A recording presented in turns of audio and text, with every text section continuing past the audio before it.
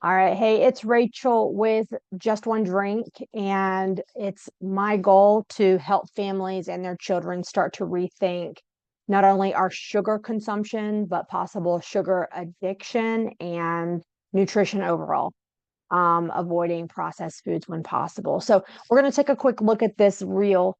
Um, this is a cute account by a stay-at-home mom. She's listed, her hashtags are low income.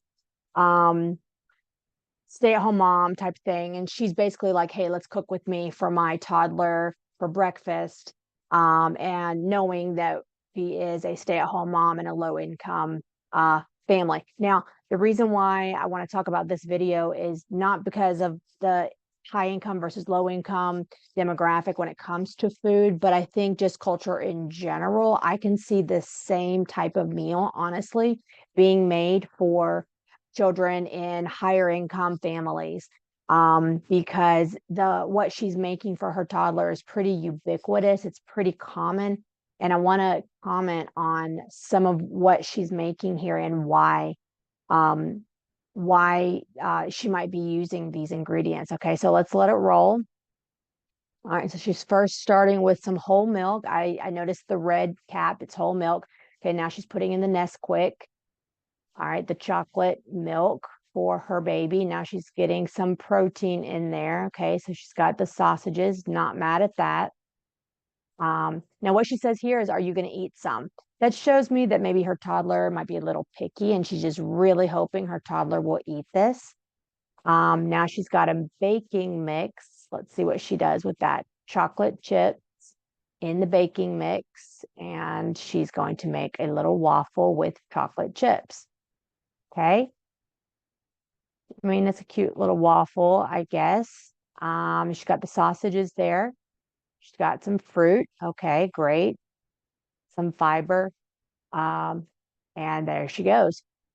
Okay, so now baby's drinking some juice. Okay, thank you for diluting that, actually.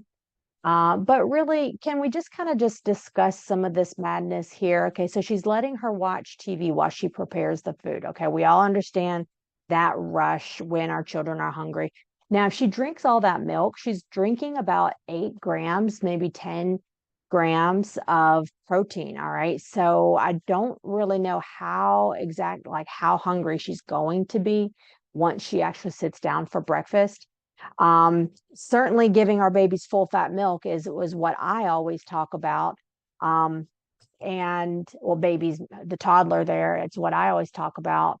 But she's giving her quite a bit of protein, but she's adding the sugar of the Nesquik. Is that really necessary? Now, maybe she's learned along the way that her toddler is going to whine and cry if it doesn't have the Nesquik. It's not going to be very difficult for this mom to taper that down, however, and give just a smaller and smaller amount each day until the toddler doesn't care about the chocolatey flavor or the sweetness. Um, Now, I like the fact that she's making her sausages. I think it could be a better source of protein if she's pairing it with eggs. The choline, the protein in the eggs are going to be great for the toddler's brain and energy. Um, but also to the waffle that she ends up making, does she really need the chocolate chips? Now, that probably also evolved out of, hey, just eat your food. How about I put chocolate chips in it for you? Maybe you'll eat it then. Okay, so I think what my main commentary on this is, number one, lots of ways to cut this sugar down, including the juice at the end. Even though she does dilute it, the toddler does not need a serving of juice. In fact, she could just double up or have some more fiber from fruit and veg for snack later. So she could totally cut that part out, and just let her drink the rest of her milk with the breakfast, especially as she's cutting down that chocolatey powder. Okay. But really, are we subject to our children's temper tantrums? If they want a certain flavor, if they want, my children all the time are asking me to buy them anything that has frozen on it because they just think that that's going to be really yummy.